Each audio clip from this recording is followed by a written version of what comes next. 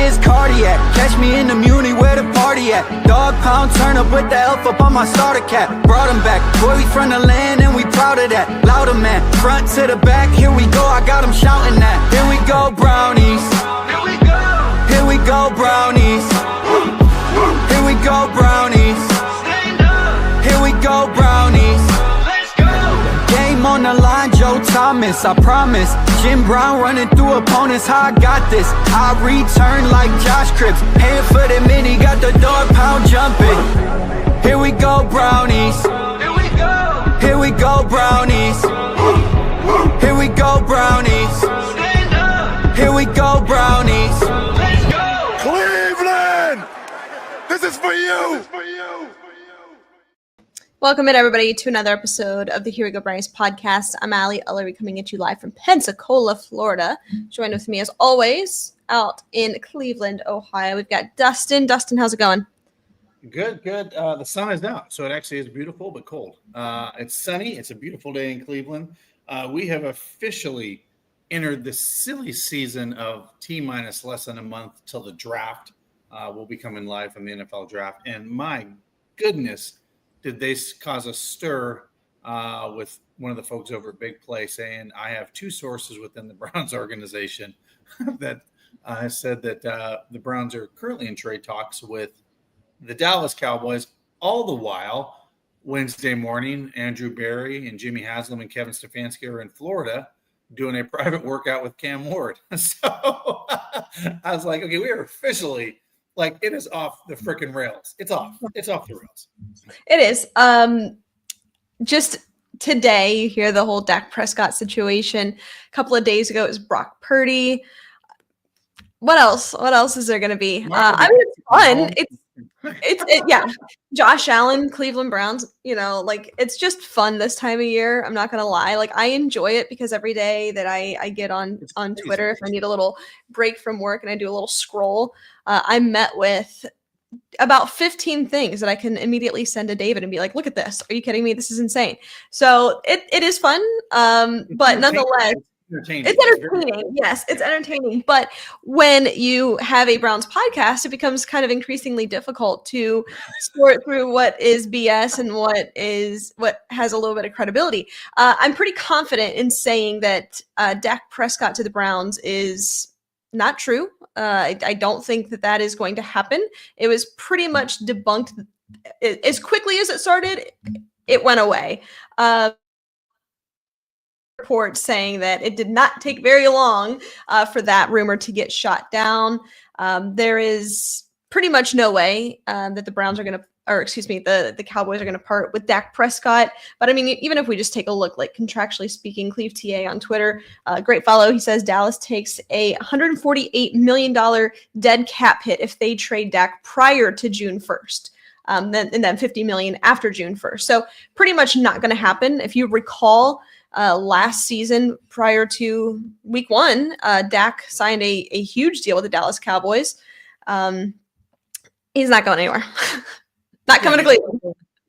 The only way in any stratosphere that trade would even make sense is literally you would have to send Deshaun Watson, yes, and players and give picks to acquire Dak Prescott. Because you just, first of all, from a cap standpoint, you could not take that on unless you unloaded Deshaun Watson. Correct. To the Dallas Cowboys. And I just don't know that any team in the National Football League is going to do that. Yeah.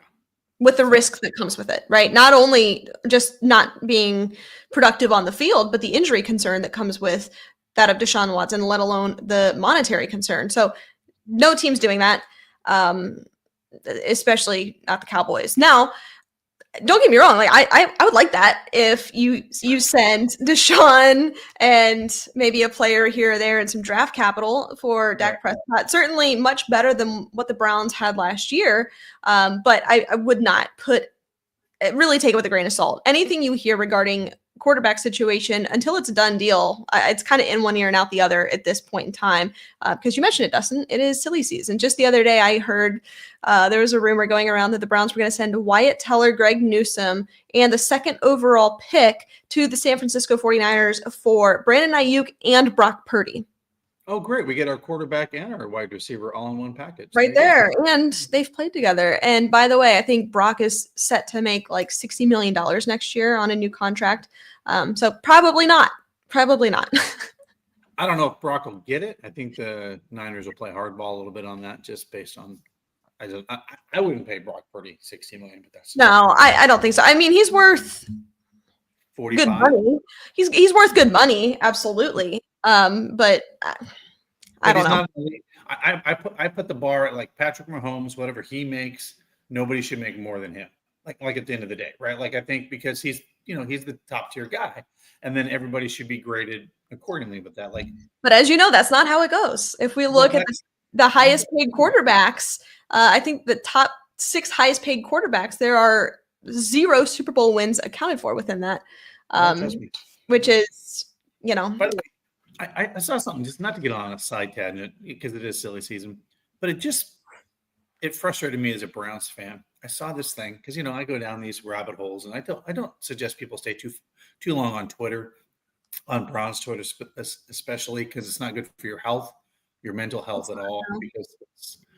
But there are 2 teams that have not been in a championship game the longest drought.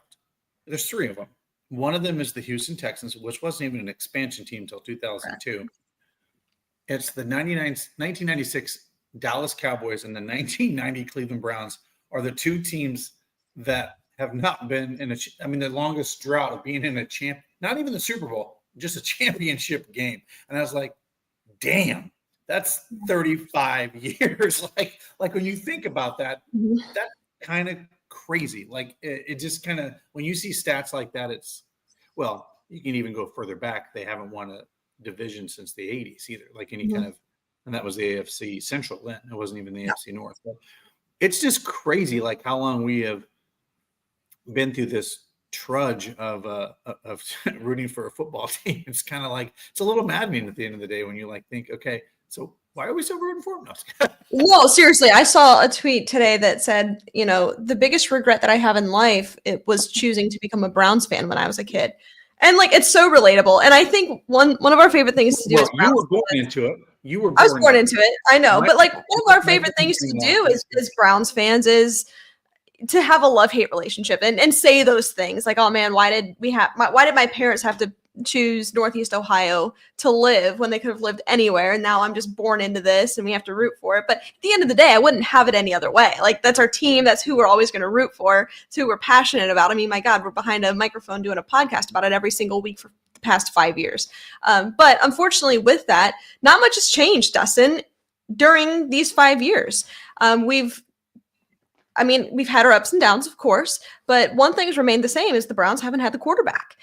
We've had several podcasts where, we're analyzing the next quarterback. Is it going to be Baker Mayfield? No. Okay. Well, all right. Is it going to be Deshaun Watson? No. Even dating back prior to that, we were looking at big boards and what are the Browns going to do? I mean, my God, I was doing talking myself into Deshaun Kaiser years ago. And that's what it is. And talking myself into this, it's really great. It's going to be amazing. Yes. But that's what we have to do because that's how it has been. So you mentioned the drought of not making it to, let alone a Super Bowl, but a championship or even winning the division for Browns fans. That's why it's so important. I think this is one of the most important drafts in Browns history where you've got a team, you've got an above average team on paper, right? Let me say that, you've got some positions that you feel really good about. Now, there are certainly a lot of holes on this team too, that there's a lot. But this isn't 1-15, 0-16, but so important in the sense that you have the opportunity to get a quarterback in this draft. Now, who that is, we don't know yet. We'll speculate here in just a few moments, but only twice in my lifetime, Dustin, have the Browns drafted a quarterback in the top 10 of the draft. Tim Couch, Baker Mayfield. Kind of, both of those situations. Arguably the best quarterbacks we've had in a quarter century. Yes. Now, with that though, both Baker And Tim Couch Tim Couch was coming onto a team that barely existed. He was, expansion team, coming Yep. back to Cleveland. And then Baker was the draft right after 1-15, 0-16. So both of those players were drafted to a Browns team that did not have a foundation, essentially. They did not have the receiving threats that the Browns currently have. Running back still a big question mark. They need to figure that out. The defense that the Browns currently have, the stability within the front office and coaching staff. Baker Mayfield, Tim Couch didn't have that. The Browns finally, for the first time in my lifetime, have the ability to draft a quarterback with their first pick in this draft class and bring them onto a team that is kind of ready to go in a lot of ways. Not all, but in a lot of ways, ready to go. I think that makes this probably the most important draft class that we've seen really since the return. Yeah. So let me ask you this. There has been some, again, we are in silly season, not silly season. And I think teams put smoke screens out for a reason. And I've been listening to, obviously, the 92.3 The Fan and some of these other outlets. But they bring up really good points. Sometimes you will see a player drafted by a certain team. They didn't get a visit. They weren't even on that radar, and that player goes, wow, I didn't even know that team was interested in me, and boom, They land them.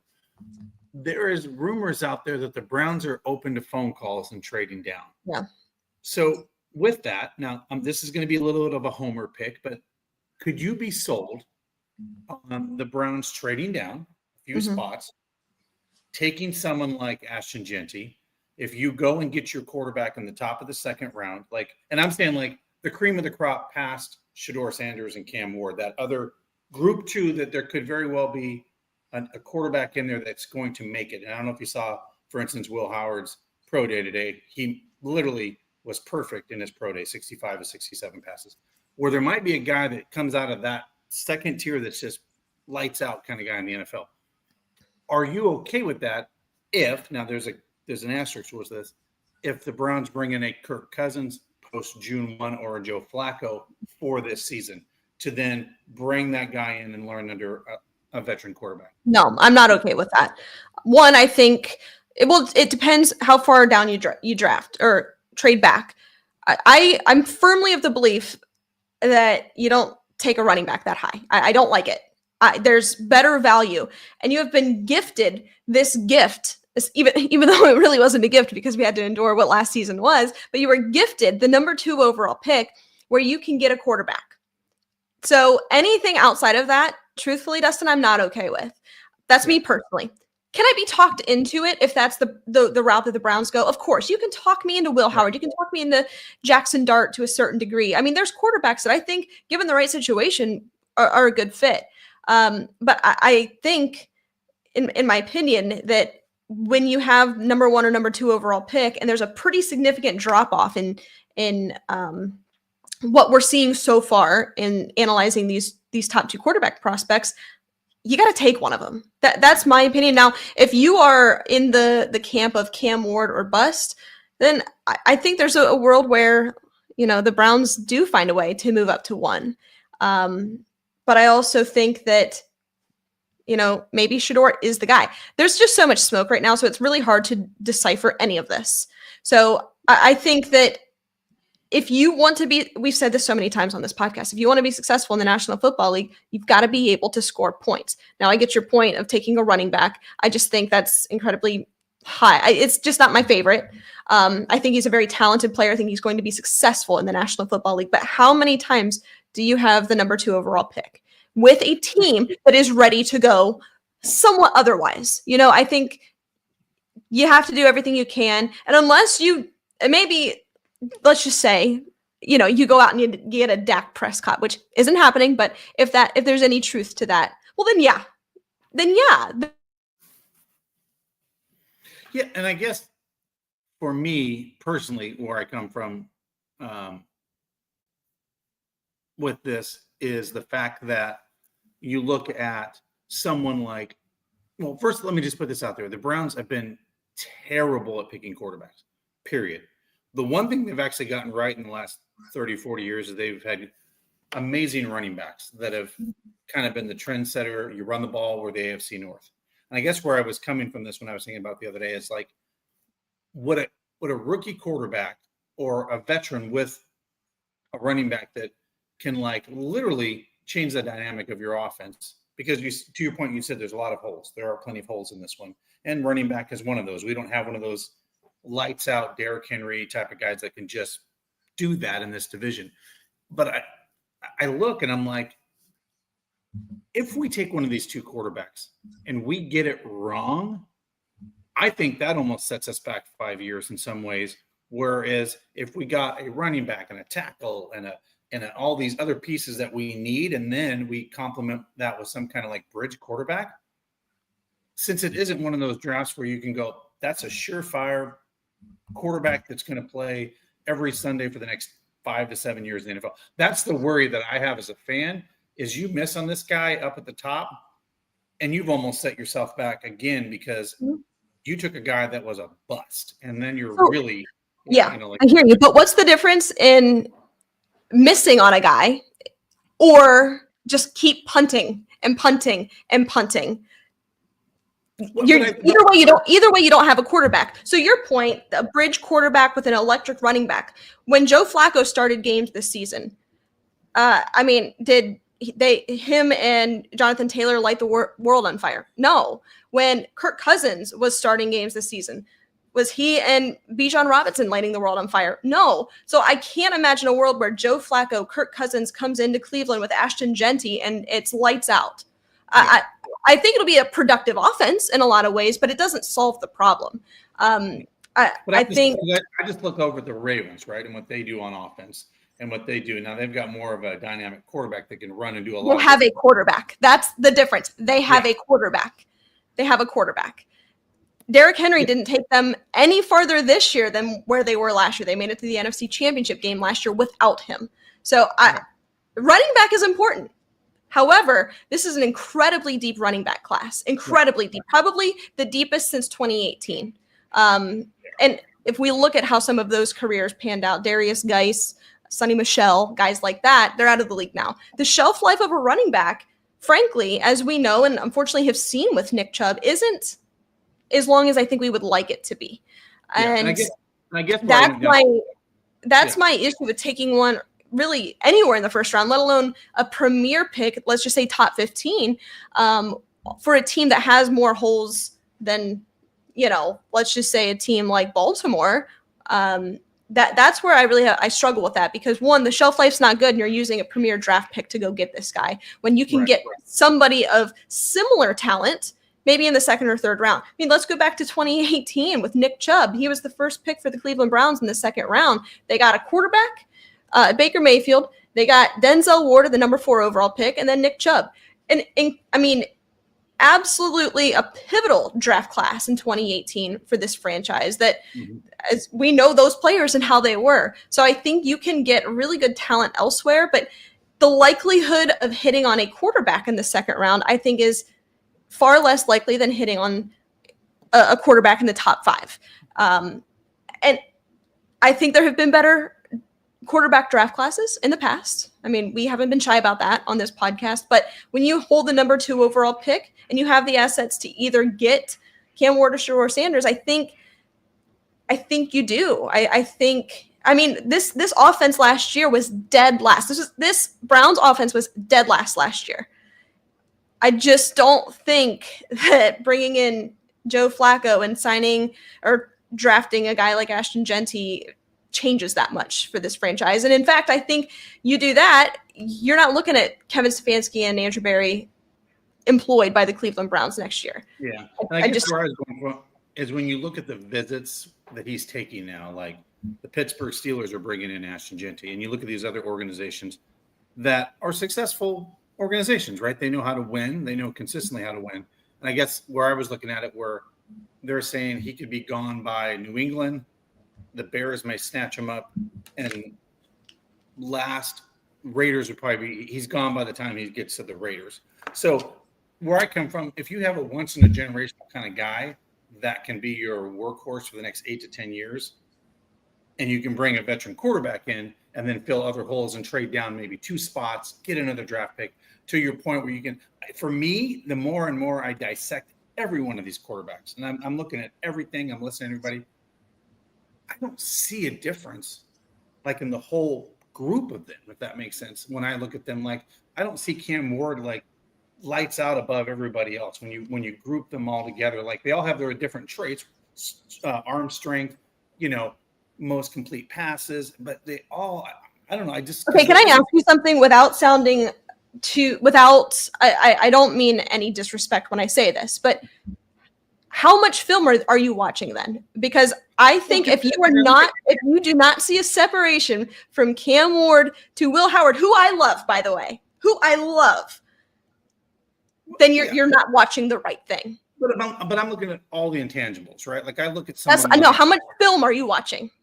Enough to say that, okay, Cam Ward's a little better than the rest of that group, right? We can all say that Cam Ward's probably the cream of the crop. Like he's got that arm strength. He's built for the NFL. He's got that prototype. But then when I look at the body of work, I can go and talk myself into Will Howard and say, well, here's a guy that went on the road in the college football playoffs and lit it up in the most hostile environments and walked away with a chip in his hand. None of these other quarterbacks did that. Like none of these guys had that kind of pressure put on them in game time when it counts, when you want to have a team in the playoffs. Baker had that chip, right? Like he had that.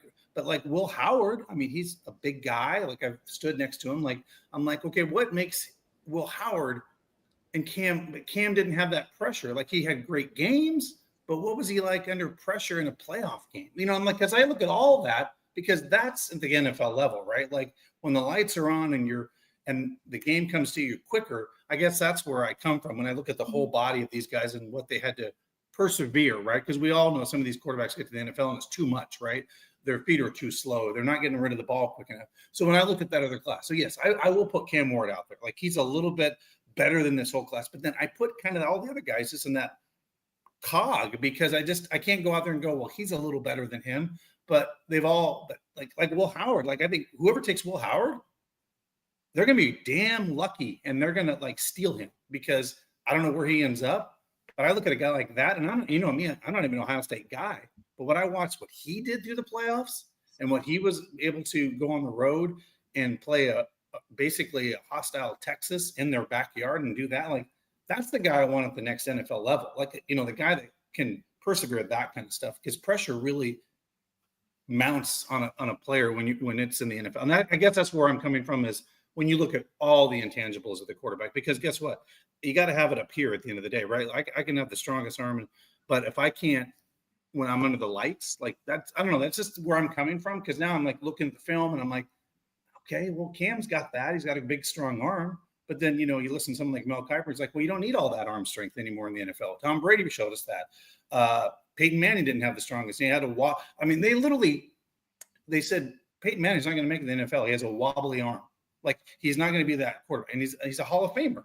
So there's so much hype with these guys where they just put them on a pedestal and then they get in the big game and it's like, oh, well, that was all for naught. Like, I don't know. That's the more I watch all these guys. And now I'm looking at these guys more than I ever have because we have to pick one probably, So I guess that's where I come from when you look at all that. So I guess that's where my yeah, I get it. I get it. But I mean, also tangibles do matter too. I'm with you in the sense that you can't teach things like leadership. I mean, you can enhance your leadership, but it's a natural thing. And Will Howard has that. I mean, I don't disagree with you, but when we look at it potentially coming in here as a day one starter, because as it currently stands, Kenny Pickett is the quarterback on this roster. We don't have somebody that we can fall back on. We don't have even a Russell Wilson or an Aaron Rodgers that you can say, hey, this is a professional.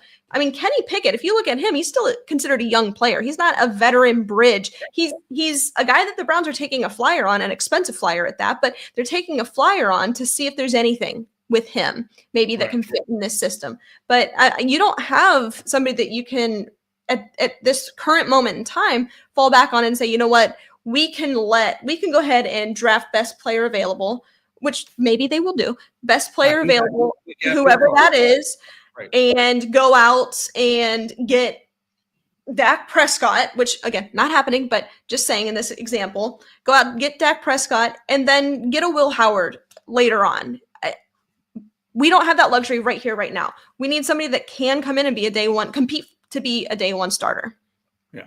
Well, and I guess desperate people do desperate things. And what I worry, I guess, from a Browns perspective and the Browns organization, from the outside, from the inside, we look like we're desperate for a quarterback, right? Because everybody's gone. Russell Wilson signed.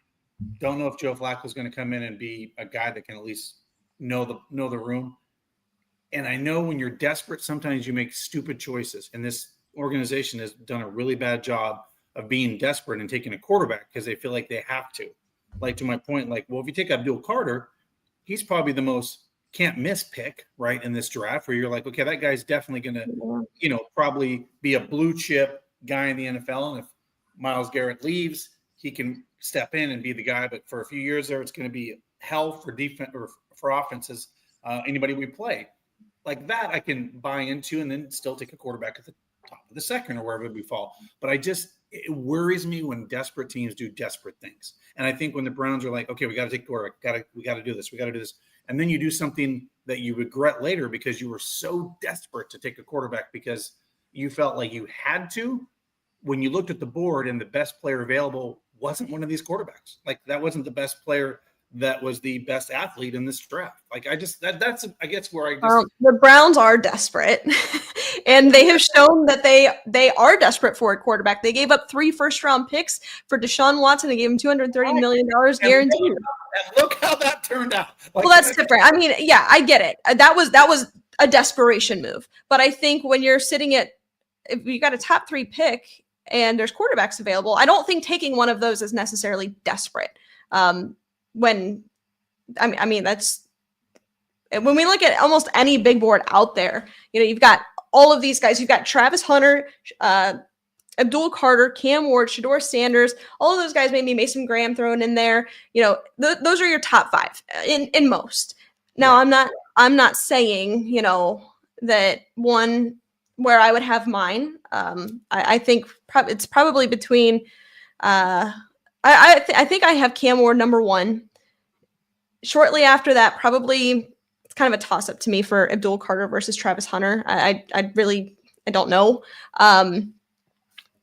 But I mean, Shador's in there too. So when you've got top 5 talent and you've got a top 5 pick, I don't think it's necessarily desperate to take one of those guys. But I don't know. That's just me. It's going to be interesting to see how this unfolds. A couple of ad reads here before we bring David on. Dustin, why don't you tell our listeners about Lake Erie Distillery? That's right, guys. Lake Erie Distillery. It's our new partner. We're excited to be with them. Here's the great thing about them. They're right here in Northeast Ohio, family owned. They use mash provided by local farmers. And by the way, we have an amazing event that we'd love everybody to come to. April 19th, 5 to 8 p.m. in Willoughby, Ohio. $10 ticket to come in and enjoy the event. There'll be tons of prizes we're going to give away. And with that $10, you get a free drink ticket that will be provided. So we're going to have a Here We Go Brownies meal, Here We Go Brownies shot, and Here We Go Brownies cocktail that you guys are able to enjoy, plus all the other amazing things they have. So that's going to be a lot of fun. April 19th, our pre-draft party before we head up to Green Bay, which is going to be exciting too. But it just keeps me up at night, Allie. It just keeps me up at night with this draft. Yeah. Guys, if you don't have Stadium Mustard in your kitchen this season, you're doing it wrong. The iconic brand, the iconic taste, beloved from ballparks to backyards and everywhere in between. Stadium Mustard is a smooth brown mustard rich in both taste and tradition. By the way, it's loved by millions, so be sure to head on over to stadiummustard.com to shop now. Also, Dustin, real quick before we bring David on, tell our friends about We Bleed Ohio. That's right, guys. We Bleed Ohio. If you want some of this cool Cleveland-themed baseball, football, or basketball, go to We Bleed Ohio. They're dropping some really cool stuff for opening day, some cool baseball-themed stuff there. But what's really cool is if you have a workplace or a company or a school where you want custom designs made or custom prints, they will do that. Go to We Bleed Ohio. They also have the official Here We Go Brownies hoodies and the official Here We Go Brownies t-shirts. So go check those out there as well. Yep, there you go. All right, let's bring him on, Dr. David Ullery. This interview is brought to you by our friends over at Lorella Vineyards. Here we go, brownies. Here we go. Woof, woof. Hello, welcome to Lorello Vineyards, Larry and Kim Lorello.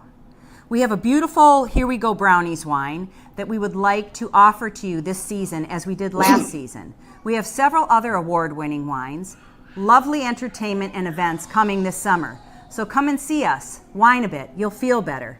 Yeah, we're looking forward to seeing you at the Muni lot this fall. Go Browns. All right, let's bring him on, the husband of the program, Dr. David Ullery. David, what's happening? Hey, Allie and Dustin, good evening. Again, enjoying the hot weather in Florida. It's up in the 80s today. And really enjoying the animated, heated discussion about this draft. That was fun. You know what? I can't wait for this draft to be over just because right now, Dustin, we can go back and forth on this because that's really what we're here to do. But like, you know, you get on Facebook, you get on Twitter, you see some of these outlets, people are outright demeaning towards others about their opinion on what the Browns are going to do. At the end of the day, not a single person outside of those within the Browns organization, and maybe not even those, know what the Browns are going to do. And I think I saw a comment here that I want to see if I can find it real quick and highlight. No one knew what Watson was going to do when we signed him. Most statements are all after the fact comments. Exactly. I think that if the Browns draft Cam Ward or Shador Sanders and they go out and they are a Pro Bowler and maybe they come in like Jaden Daniels did in Washington, we are all going to say, oh, that was my pick. That's exactly what I would have done. Or if it's Abdul Carter and they get Will Howard and it's lights out, all the same thing. So I think it's none of us know how this is going to go, but I'm very excited for us to know what the outcome was and then just talk about that from outside of speculation and just say, hey, here are the things that we know about this player that the Browns drafted. Yeah, and I was just going to say, yeah, Doctor, do you have anything for the illness of the Cleveland Browns that you can prescribe? Yeah, no, I hear you. There's I don't know if there's much out there that can fix that until I'm pretty sure it's some Lorello wine that should do the trick. it's a good start for sure. Or some liquor distillery cocktails. Yeah. Yeah, I just, it's just, David, it's just crazy. Like, it is literally silly season here. Like, you should see, like, the media here is insane. And quite honestly, I think that's why it's good to bring people like Mary Kay on to calm and pump the brakes on reality, because there's so much stupid stuff that's just thrown out there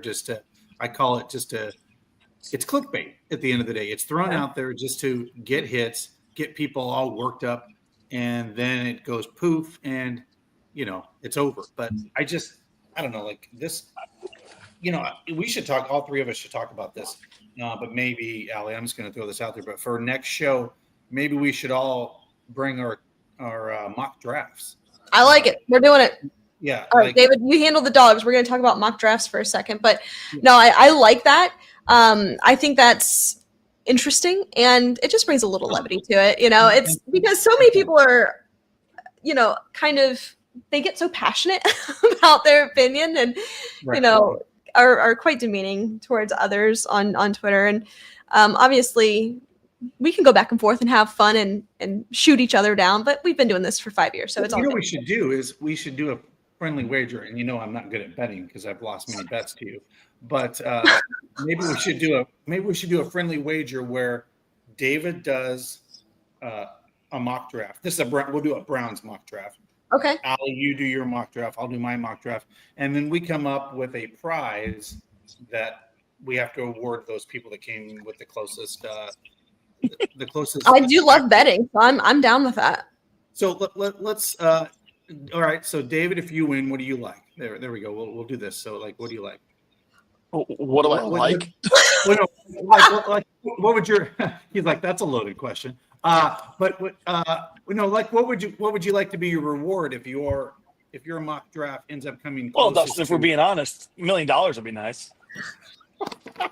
Okay, within reason. Do I have to put guardrails on this? Within reason. I don't know, And Dustin. Maybe like a bottle of Woodford or something. Something easy, something Woodford fun. Reserve. Um, Woodford Reserve. Okay. All or right. and we can talk about it more and determine the Yeah, we best can the best discuss. giveaways.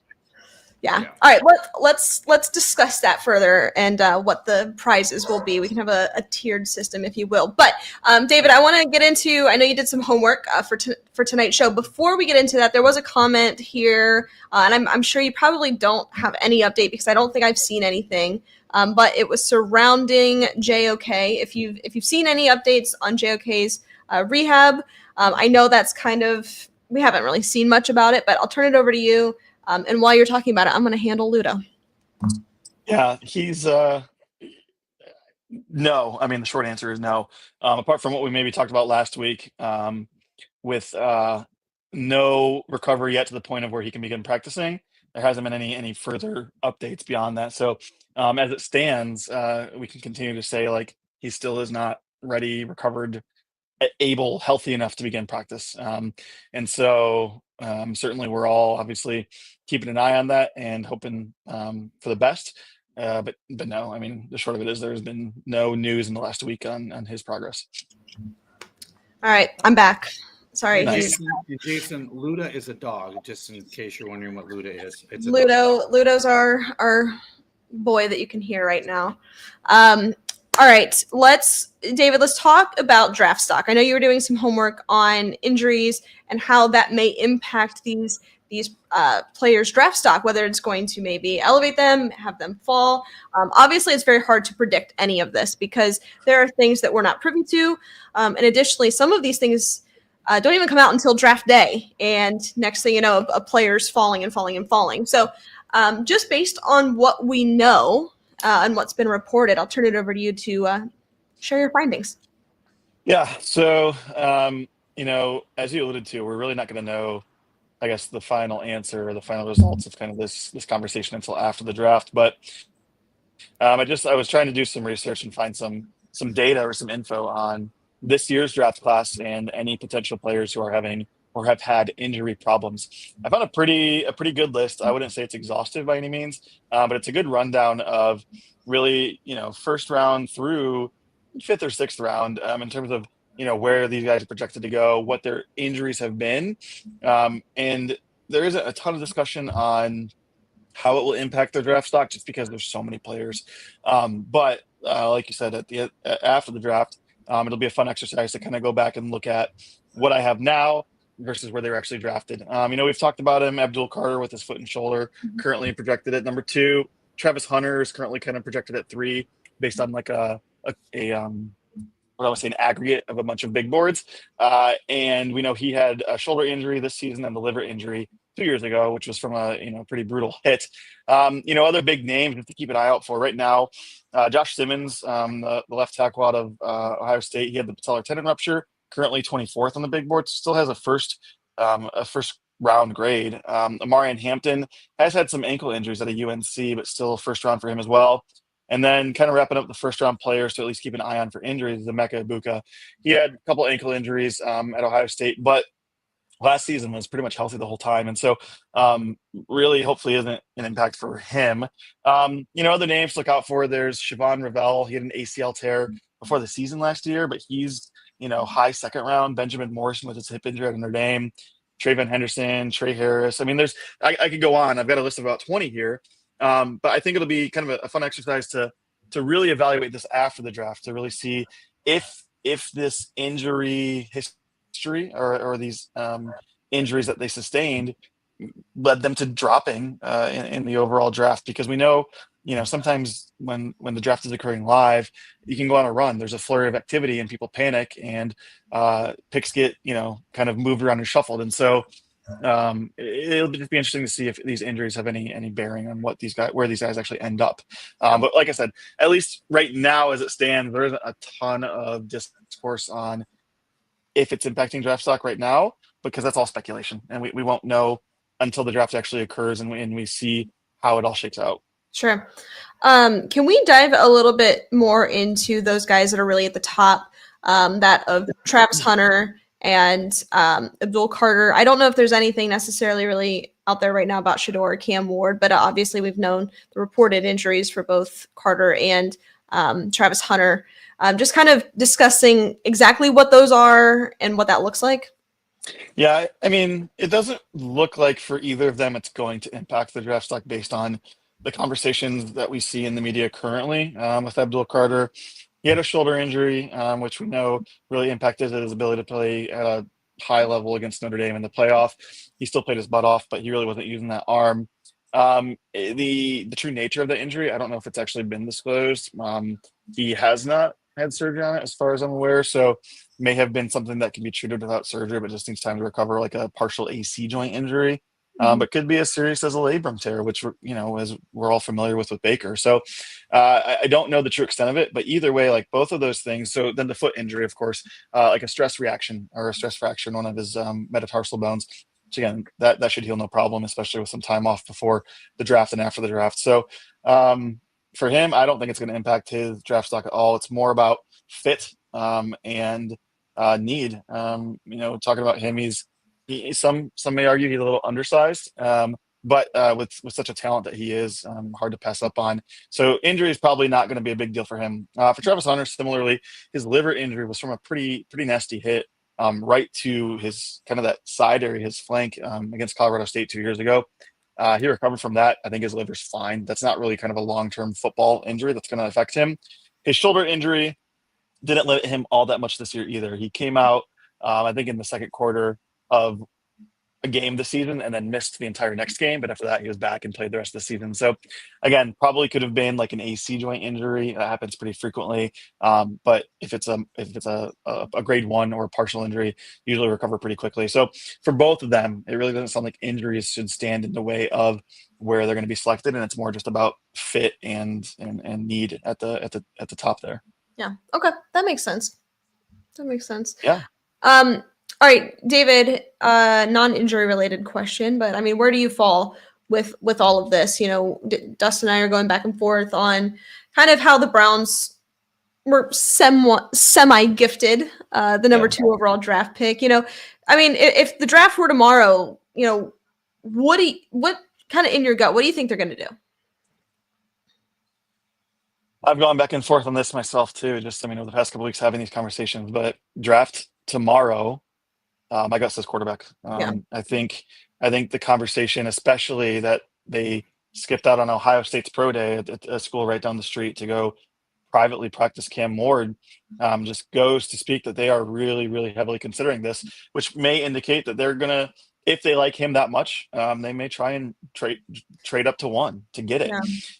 So either way, to me, my gut says quarterback. And I know there's a pretty strong argument for someone like Abdul Carter at 2, just because of like you were also saying with Bajinti, there's this generational talent that maybe we can't pass up on. But there's a pretty good a pretty good tweet from Cleveta that kind of looked into the Cleveta, the kind of the defensive pressure that the Browns got last season. And then they finished number 1 in pressure rate last year, 5th in pressure rate without blitzing, and 9th in quick pressure rate overall.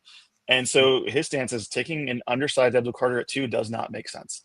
You have the quote unquote worst offense in the NFL, 32nd in EPA, 28th, 32nd in EPA in 24, 28th in 23. So the worst offense in the NFL the last 2 years, and a pretty effective defense with what they had. You can find other guys to fill that role, and it doesn't seem like that it's going to elevate the defense higher than it already is, where there's a much greater need glaring at you on the other side of the ball. So to me, quarterback makes sense. And I'm with you, Allie, in terms of taking a running back so high. We're a little not biased, but we got the in the teams that we pay attention to, we got a little lucky with the Lions taking Jahmyr Gibbs and him producing so well. But again, he's a running back. You know how much I hated that pick too. Yes. Oh, absolutely. I hated it. Six years from now, he's going to be getting 300 or 400 yards a season probably. I hate to say it, but that's just the lifespan on a running back. And but also, and when sorry, David, I don't mean to cut you off there, but with Jahmyr Gibbs and David Montgomery, with what they have, they already had David Montgomery and knew that this was going to be a two running back system to kind of take some of that wear off of both of them to elongate their production, essentially. And unfortunately, if you're drafting a running back early on here in the first round, you're not pairing him with somebody else unless you sign somebody like J.K. Dobbins. That's an explosive threat. I see that, but I think, that's probably not going to be Nick Chubb in terms of the young player that David Montgomery was at the time that Jahmyr Gibbs was drafted, is my point with that. Yeah, I mean, at the end of the day, to win, you have to have a quarterback. I mean, there's no way around it. I mean, the last team to really kind of piece it together and win with a questionable quarterback situation would have been the Eagles with Carson Wentz and Nick Foles. I mean, otherwise, the quarterbacks that have won in the recent years. I mean, we have Jalen, we have Patrick. I mean, we have all these guys who are these superstar quarterbacks who get it done. And if you don't have that, you're not going to make it. Yeah. I was going to comment on George's comment there. I can confirm it. Boise State's pro day today. The Steelers running backs coach was there. The GM of the Raiders and the Denver Broncos running backs coach, as well as the Bears running backs coach, were there. So clearly the Steelers have some interest in him, and that gives me nightmares to watch. Well, I think it's fair to say that all 32 teams in the National Football League have interest in Ashton Genty. I don't think anybody, especially not us, are saying he's not worthy of getting drafted. It just gives me nightmares. Yeah. I have to look at the Steelers throwing. But if you look at the Steelers, I mean, they're in a similar situation to the Browns. I think they need a quarterback. I mean, it's probably more likely that they are going to get somebody like an Aaron Rodgers to come in and fill that hole a little bit. So maybe they say, hey, because we have this, we feel comfortable in doing that. But I still think, like, when you have bigger question marks, it just doesn't make a lot of sense. And, it worked with the Lions, David, because they already had so many other weapons. They had the quarterback, they had the offensive line. And unfortunately, that's just not who the Browns are right now. We can aspire to be that. But I mean, the Lions have had the best offensive line in the past 2 years. I mean, obviously you're competing with the Eagles, but take your pick. Unfortunately, that's not the case. We have questions at tackle. What are they going to do?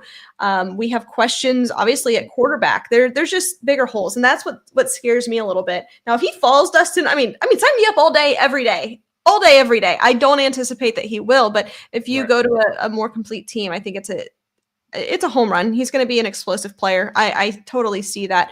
But David, I want to talk a little bit now about the free agent signings the Browns brought in.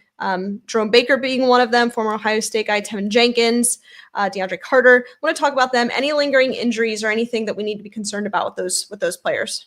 Yep. So those are, obviously the three most recent since last week when we talked last. And looking at them, Jerome Baker, he's been, he's been in the league. He's 28 now. So he's been in for about 6 or 7 years. And he last year ended up missing 3 games between the 2 teams he played for. Hamstring injury and neck injury. Only 2 games and 1 game missed respectively. So those things usually heal with the offseason without much issue. In 2023, missed 4 games with an MCL sprain. But then before that, wasn't until 2021 where he only missed 1 game. So not an extensive history, really just kind of soft tissue stuff that are just, wear and tear throughout the season that most NFL players experience. And so hopefully he can be a good depth and rotational piece at linebacker, especially with the fate of JOK being unknown. Tevin Jenkins, similarly, not very injury prone. He has missed a similar amount of games last year in 2024, missed 2 games with a calf injury and 1 game with an ankle sprain. And then in 2023 had a concussion where he missed 1 game. So these are all fairly common kind of garden variety injuries that you see with any players that really don't pose any big concern at this point. And then finally with DeAndre Carter, I mean, he's even got the cleanest history of all of them. Had a concussion in 2018, missed 1 game, had some bruised ribs in week 4 of last year, but didn't miss any games, was just on the injury report, but played. So overall, in terms of durability, these guys don't seem to have any lingering or long-term issues with injury. And so seem like smart pieces, smart additions, and good just to kind of bolster the roster. And overall, with the free agent signings or the trades that they've made, not too many concerns from an injury standpoint. So hopefully that luck remains and they don't kind of turned the path of most Browns players in the last 2 years. Yeah. And I was going to say with Baker being a hometown Cleveland high school guy too, that was a hometown pick because Yeah, that's awesome. Actually, Gabby, who's been on our show before, she actually got to go do a celebrity basketball game with him, and he got to be one of the coaches. So he literally comes into Cleveland, and he's here a few days, and he's already in the community. I like guys like that are already, going out into the community and being a part of it is always good. But we didn't have a lot of money to throw around either because it was a pretty lackluster free agent. It was more like I almost felt like it was a depth free agency for the Cleveland Browns, like kind of just trying to plug and play some depth stuff because at the end of the day, we didn't have a lot of money to throw around, obviously in this free agency because we got a lot of money tied up. A lot of money tied up. All right, David, this is great. Thank you for joining us. We appreciate it as always. And I have one request of you. If you don't mind, as soon as you get off of this program, if you could bring me my computer charger, that would be great. I will gladly do that. Thanks for having me. Of course, David. Go Browns. Go Browns. All right, we will see him in just a moment when he brings me my computer charger. I forgot to bring it in the office. Yep. So if I die here in the next 2 minutes, you know why. So there's that. That is Dr. David Eller. That's Medical Moment, brought to you by friends over at Lorello Vineyards. While we're waiting on that, I want to talk to you about our friends over at True Fan Travel. They're taking over stadiums and cities worldwide. They are fueled by the passion of the most dedicated fans. True Fan Travel unites fans through an all-inclusive sports travel with seamless accommodations and exclusive experiences. Together, they create unforgettable memories that celebrate the love of the game and being together. So that is our friends over at True Fan Travel. Dustin, why don't I turn it over to you real quick about Legacy Integrated? That's right, guys. Legacy Integrated, one of our newest show sponsors, assists individuals with hands-off, diversified investment options that target generating passive income. Email Brian at thelegacyintegrated.com and put in passive income into the email. Think about it. No trash, no toilets, no tenants. They focus on hands-off passive income, and they help you get diversified across private debt, private equity. Reach out to Brian at thelegacyintegrated.com. Real quick, also over at City Barbecue. I mean, you know the drill. You need some good food. You head on over to City Barbecue. They have award-winning food. You can get their sauces. They'll cater, whether it's maybe a shower or corporate event, or you're just really hungry. They'll cater that too. So you can head on over to City Barbecue to learn more. So be sure to check them out. Dustin, since we last spoke, we did have one of the quarterbacks land with a new team, and that is Russell Wilson with the New York Giants. Not really surprised about this. I kind of figured that would be the way it would go. Yeah, he took 2 visits, one with the Browns, one with the Giants. Yep. I think I don't think what the Browns offered him is what he wanted money-wise. Again, we don't have a lot of money to throw around. I think the Browns probably said 10 to 12 million a year, maybe 2-year contract, and he's like, yeah, I want more than that. And the Giants probably upped that a little bit more. And I got to be honest, I like Russell Wilson as a player. I don't like the sideshow that comes with. This is a great show. This is like one of those fun shows where everything just kind of. That's what we love about live shows, by the way, guys. That's what makes these shows actually fun. But I don't like the side antics that come with Russell Wilson, and I also understand that his exit out of the Steelers wasn't so great. Like you hear some of the stuff that came out after he left, and I don't want the sideshow. We've had too many sideshows in Cleveland. So yeah, like especially with what we currently have, right? I don't get me wrong. I would have taken Weird all day. Like he's just kind of a weird guy over, kind of the baggage that comes with Deshaun Watson any day of the week, right. Just personally, but I get it. I agree that he's kind of a weird guy. But I think New York makes sense for him at this point in his career. Was pretty adamant about, and I'm just speculating here, is that he wanted to be the starter. He even said in press availability that he expects to be the starter in New York. And I think if you look at New York and their front office and their coaching staff, they really are probably on even a hotter seat than what Kevin Stefanski and Andrew Berry are on. So they've got to go win some football games. And show to New York fans like, hey, we're doing something to get there. But I'll tell you this, that quarterback room in New York's, that's crazy. You've got Russ, you got Jameis Winston, and you got Tommy Cutlets. Sign me up for those pregame speeches all day. That's going to be incredible. Yeah, you got a strong Italian, and it's an interesting dynamic because they're all characters in their own way. Like all three of those people are like Jameis Winston. I think it would just be fun to hang out and go to lunch with, just because he just seems hilarious. Yeah, but we talk about sideshows and all that. I mean, I guess to me that kind of worries me a little bit about Shedeur Sanders. He's going to come in with the bright lights and the flash, and we had that with we were talking about this today, and I'm not trying to get off topic here, but there is something to be said with players that come to Northeast Ohio, and now that I live here in Cleveland, that need to become a part of the community. And what I mean by that is I just felt like Deshaun never became connected with the fan base or those folks.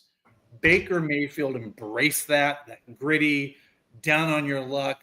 I'm going to come, I'm going to be your guy.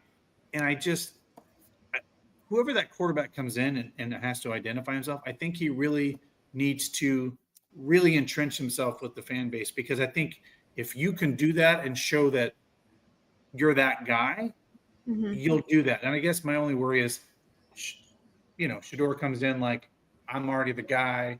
Watch me. I worry about that a little bit because of the bright lights and Sanders. But I think whoever this quarterback is, because they're the face of the franchise at the end of the day, I think they need to come in and really resonate with the fan base. And I think some of these players that have come in just don't resonate with the fan base, and it kind of is offsetting to fans. I mean, that's the best way I can describe it. Well, I don't think that, the bright lights are something that Shedeur Sanders is very, very used to. So I don't think that's the scary thing. I think when you look at Shedeur Sanders, that intrigues me, that he has that big personality. He's got the leadership. He can step into a market here in Cleveland that, we're hard on quarterbacks. We are hard on the Cleveland media is tough to deal with. You have to have somebody that can handle that has thick skin. And I do think that Shedeur Sanders has that. Now, there's some guys that fold under that kind of pressure. You look at certain markets, New York being one of them, Cleveland being another, Chicago. You've got to have a guy that can very quickly become the face of the franchise. And, that is one thing about Shedeur Sanders. When we talk about intangibles, I think that he would do well with. I really do. Flashy isn't necessarily a bad thing. Cleveland fans, we've experienced the bad things. We've seen that. We're living that. And I think wrist up is a bad thing. It's just a thing, and that's okay. Everybody's going to be quirky, and we want that. We don't want somebody that's going to be a robot back there. That's not fun. That's not fun for podcasting. It's not fun for fandom. One thing about Baker Mayfield is you never knew what he was going to say, and you never knew what he was going to do. That was fun. So I look one of for my that. favorites. Whoever is going to be the quarterback, whether it's drafted, traded for, or a free agent signing, I think needs to come in and be a day one leader. This team needs it. This team needs it. Yeah, I was going to say one of my favorite moments is when Baker Mayfield looked at Tony and goes, "Jesus, Tony, really?" he just came right, he kind of didn't I woke up feeling dangerous today, but that resonated with the fans because he was like, "I'm one of you, man. Like, I don't care what people think. Like, we're going to go out and kick ass." And I guess that's a good point. If you've got the swag, back it up. And I think a lot of what Shedeur is dealing with, in terms of the media is running with this whole, he's going to be a problem situation. His dad's going to be a problem. That is easy. That is easy. An easy piece to write, and it gets clicks, and it's rage bait. It's clickbait. But here's the other thing. Again, we're a small market, medium-sized market team in the NFL. I can, I guess, be talked into this a little bit to the advantage of that, because getting players to come here and want to play, if Shedeur Sanders ends up being good and is exciting and is creating this buzz, that helps free agents and other players want to come and play with Shedeur Sanders, right? Like, hey, I want to be a part of this this fun, right? So There's good that I comes guess, with that. yeah, Mhm. if he ends up being great, and being that guy that drives down the field and turns on the lights and puts a limelight in a positive matter on Cleveland, sign me up for that all day long, because then players are going to want to come play for him, right? You're going to see people like, where you see these like, hey, come play with me, right? Come play here. I'd be okay with that, but he has to perform at the end of the day. I guess Of where course, I'm going you with have to that, be able to back it up. yeah, and I guess where I wasn't going like the lights. I don't want that to be a distraction. I guess at the end of the day is where I was going, not the flash, but just all of his bigger, larger than life becomes a distraction. Which Dustin, we know, and I think actually saying that can be somewhat harmful, because we know that a lot of this is just media writers running with this because it's an easy storyline, not because it's necessarily true.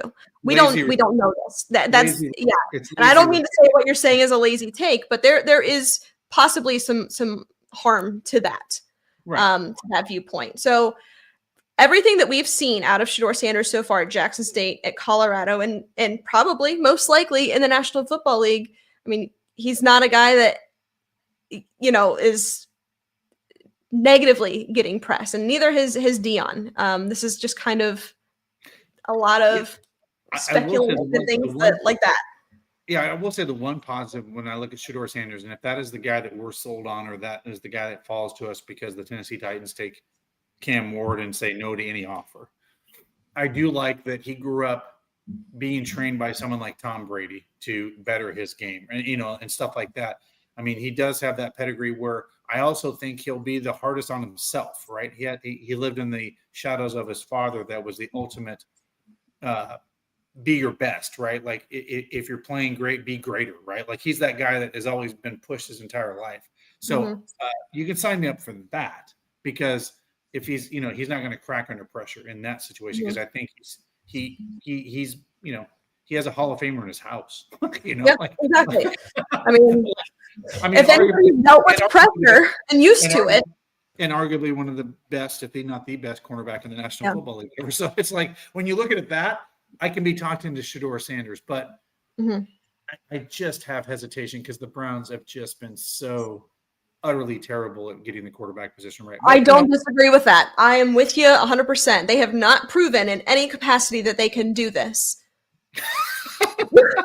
That's it. But I think when you look at these top two guys, there's a lot to like. We'll talk more about that next week. But Dustin, before we wrap up, got the Lady Caroline cruise ship and Greater Cleveland Aquarium to talk about. Yeah, guys, if you are in Cleveland, obviously it's now springtime. It's getting warmer. Lady Caroline will be out there taking cruises and doing all that wonderful stuff. So go down, check out Lady Caroline for your trips out on Cuyahoga into Lake Erie, and then go visit the Greater Cleveland Aquarium while you're down there. Take in the Shark Tank and all the wonderful things. But come down to downtown Cleveland and enjoy all the wonderful things that are the Greater Cleveland Aquarium, Lady Caroline, and all the wonderful things you can, when you're making a trip downtown Cleveland. So, yeah, there you go. And by the way, this winter has been the worst, and I cannot wait for warm weather. And you're laughing because you lived through this as a child, and you're like, "Yep, that's why I moved." Yeah. That's true. That is true. Story. Allie absolutely hates the cold. Bar none. She hates cold. Like literally does not like it at all. Nope, Which is not interesting. Now that I look at this, everywhere you've lived, Nashville, South Carolina, Florida, all warm. What's that? I said there's a theme. Warm weather. They're all below the warm belt of the United States, where it's 70 degrees or higher most days. It's true. All right. Any closing thoughts as we wrap up on a beautiful Wednesday evening, Dustin? Guys, look forward to our mock drafts. David will be doing one. I will be doing one. Allie will be doing one. Look forward to some guests coming on in the future. We're trying to confirm some interviews for some exciting interviews that will be coming in the next few weeks. And then, of course, we'll be live from the draft for that Wednesday show, Allie. That'll be interesting. We'll have to make sure technically, we make sure that works and we can pull it off from Lambeau Field. But that'll be the Wednesday show from the draft. But we're less than a month away, man. And we're going to know the fate of the Cleveland Browns pretty soon after this draft's over in a month. So it's good. It's go time. I want to just end with this one. Look, I know that there's a lot to talk about when it comes to the draft. What are the Browns going to do? But at the end of the day, this is the team that we support, and whoever they go with, whether they decide to trade back and get somebody or take somebody at 2, or even, the guys that are in the 7th round or undrafted, we're going to root for them. We're going to be excited about it. So it's a lot of fun to talk about and speculate and do scenarios. But at the end of the day, whether it's Shedeur Sanders, Cam Ward, Will Howard, or Kirk Cousins, my God, we're going to root for them. So looking forward to wrapping it all up. But thank you, everybody, for tuning in. We appreciate it. Stay safe, stay healthy. And as always, Browns fans, go Browns. Go Browns.